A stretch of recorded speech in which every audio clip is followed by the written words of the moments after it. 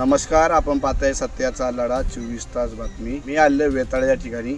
वेताळ या ठिकाणी या वाळुंदरा या वस्तीमध्ये आले आहे। ज्या वावरामध्ये मी उभा आहे त्या वावरामध्ये या शेतकऱ्याची अज्ञात इसमाने या ठिकाणी 1.5 एकर क्षेत्रामध्ये जे सोयाबीन पेरलेलं होतं त्या सोयाबीनवरती अज्ञात इसमाने याच्या पूर्वीही कधीपासून झालेली घटना 2022 पासून। हा, आता हा गट किती एकरचा गट आहे? हा एकंदरीत गट नंबर 176 आहे। हा, तो 2.5 एकर सामायिक गट असल्यामुळं 2.5 एकर आमचा आहे हा, खरेदी घेतलेला। हा. आणि पूर्वी मूळ मालकाचा 2.5 एकर असा 5 एकरचा गट आहे सामायिक। म्हणजे किती एकरचा हा गट आहे? हा 2.5 एकरचा गट आहे, पण 6 एकर पलीकडे पण आहे का तो गट आहे का 5 एकर? नाही, खालच्या साईड खालच्या साईडला खालच्या म्हणजे आपण साईडला पाहू 2.5 एकर, शकता हा. या ठिकाणी हा जो शेतकरी आहे, तुमचं नाव काय? बाबाजी दत्तात्रय बोंबले। हा, तर ह्या शेतकऱ्याच्या हा जो 5 एकरचा गट आहे, तर ह्या गटामध्ये 5 एकरच्या गटामध्ये सामायिक गट आहे। तर या सामायिक गटामध्ये खरेदी खताचा आमचा नंबर आहे। हा. आणि पूर्वी ज्यांचा गट होता म्हणजे एकत्रित गट होता ते दुश्मनी आमच्या बरोबर करतात म्हणून यांनी तणनाशक मारले। हा, म्हणजे त्याच्या अगोदर सुद्धा 3 वेळा मारलेले आहे। तुमचा कुठल्या व्यक्तीवरती संशय आहे का? नाही त्यांनीच केलेलं आहे। दुसरं म्हणजे कोणी तुमच्या या लगतधारकांनी का सहधारकांनी? सहधारकांनी सामायिक गटामध्ये जे असणाऱ्याच लोकांनी हे सगळं केलेलं आहे। याच्या अगोदर सुद्धा 2 वेळा माझी लुस्कान केलेली आहे, गेल्या वर्षी पण केलेली आहे। त्याचं सरकारची नोंद झालेली आहे, पोलीस स्टेशनला पण त्यांनी मी कळवलेले आहे। पण ही लोक असे दुश्मनी माझ्यावर काढतात जमिनीच्या ताब्यासाठी। कशासाठी? जमिनीचा माझा ताबा घेण्यासाठी। मग 7/12 तुमचं नाव आहे का? हो, 7/12 माझ्या नावावर आहे। कधीपासून नाव आहे? 1995 पासून खरेदी आहे माझी। हा का? हो. लोक काय करतात? हे जबरदस्ती ताबा घ्यायला बघतात आमच्या अच्छा जमिनीचा। अच्छा तुम्ही इथं करायचे नाही, आमची पूर्ववडलोपार्जित जमीन आहे, तुम्ही इथं आले कसे काय? आता यांना हे सुटलं। हा, इथून पाठीमागं 95 पासून नाही यांना काय। बरं, ह्या गटाची तुमची मोजणी झालेली? हा, मोजणी यांची झालेली आहे, पोलीस बंदोबस्त सहित आम्ही मोजणी करून घेतलेली कधी आहे। केली मोजणी? गेल्या 1 वर्ष झालं। हा का? हो, आणि पत्रक झाले का? हा कपत्रक ते झालेलं आहे ना पालकरचं याचं। तुमचा गट मोजला, संपूर्ण गट मोजलाय का? संपूर्ण गट 2.5 एकर मोजलेला मोजलाय? आहे, संपूर्ण गट मोजलेला आहे ना। 2.5 एकरचं डिसिजन साठी फॉर्म भरलेला आहे फायलिंगसाठी। तो अजून काय आलेला नाही, तर एवढ्यात येईल। पण ही लोक अशी दुश्मनी आमची करतायत। म्हणजे याचा अर्थ असा आहे, हे क्षेत्र तुमचंच आहे। हा, आपण पाहू शकता या शेतकऱ्याचे क्षेत्र आहे, आतूनात या शेतकऱ्याची नुकसान होत आहे। आणि हे कोण आहे तुमच्या? ही माझी मंडळी आहे, 3-4 नावावर जमीन आहे। तुम्ही कुठं होता तेव्हा? मुंबईला गेले होते हा. आणि हे काय अंत गेलं मग हा. तेवढे मारले त्यांनी औषध। काय तुम्ही पाहिलेलं का त्यांना? मी कसं बघणार आता? मी मुंबईला गेलते, अहो दुसरं कोण मारणार मग? नाही, तुमच्या कोणत्या कुटुंबातल्या माणसांनी बघितलं असेल ना, बाबांनी ह्या? नाही ते पण काय अंक गेलो, मी गेलेले बघितलं का नाही? हम्म. आता खालीच जातोय आम्ही उतरून रोडला, लगेच समजतं त्यांना गेली कुठेतरी। हा हा. तेवढ्यात केलं काम।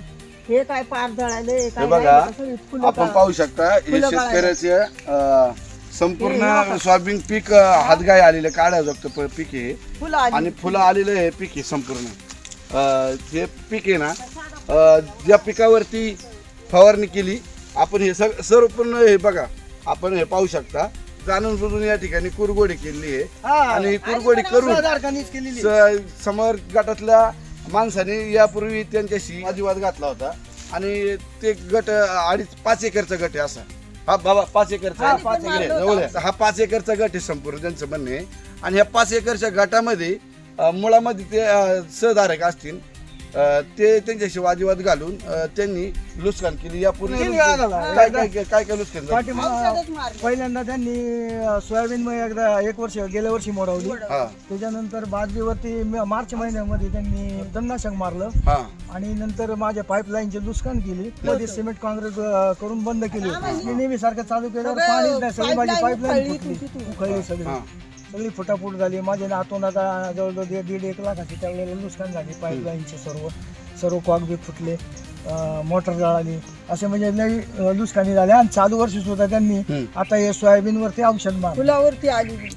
आता बघा, आता मला प्रशासनाला कळवायचं आहे की मुख्यमंत्री साहेब असेल किंवा महसूल मंत्री साहेब असेल, ह्या शेतकऱ्याची या ठिकाणी, ते शेतकरी असेल लगतधारकाचे किंवा ते शेतकरी असतील, त्या शेतकऱ्यांनी असं करू नये की ह्या शेतकऱ्याच्या आपल्या लगतधारकाला किंवा सहधारकाला 7/12 त्यांचा देखील आहे, ते बोलतात 7/12 आहे। मग तरी पण या ठिकाणी यांची जाणून बुजून या ठिकाणी आलेला नापीक करून टाकतात आणि या ठिकाणी यांच्याशी वादविवाद घालतात. पोलीस स्टेशन किंवा सदरील या कुटुंबाला न्याय मिळावा आणि या कुटुंबाची जर जी हानी होत असेल तर या ठिकाणी तुम्ही तलाट्याला सांगितलं का, गेल्या वर्षी पंचनामा ग्रामसेवकला सांगितलं होतं का, किंवा काय गावात पोलीस पाटीलला? पोलीस पाटलालाही सांगितलं, कालच त्यांना कळवलेलं आहे. आणि गेल्या वर्षी ज्या वेळेला झालं ते त्यावेळेला सुद्धा त्याला त्यांनी पंचनामा करून सगळं करून तुमच्या हा पोच आहे ना, पंचनाम्याची पोच आहे, सगळं आहे. आणि गेल्या वर्षी सुद्धा त्यांना मी पकडलं होतं बाय हँड, त्याचे फोटो पण आहेत माझ्याकडे. त्यांच्या पंपा सकट त्यांना मी पकडलं होतं. तर त्यावेळेला सुद्धा त्यांनी आमच्या बरोबर भांडणं केली. दुसरं कोणी मारणार नाही, मारणार फक्त ते आपण पाहू शकता.